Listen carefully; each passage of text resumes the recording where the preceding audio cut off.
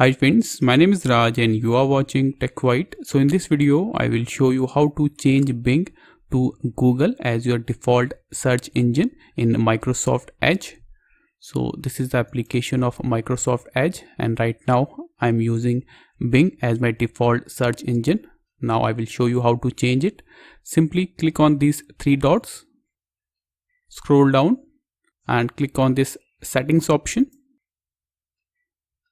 Now on the left side, click on this second option, privacy, search and services. Now on the right side, scroll down and click on this address bar and search.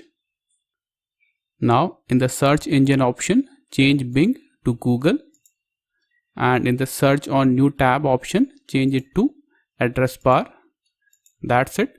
Now cut this tab and try it again.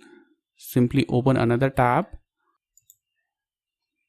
and you can see the search engine has been changed from Bing to Google.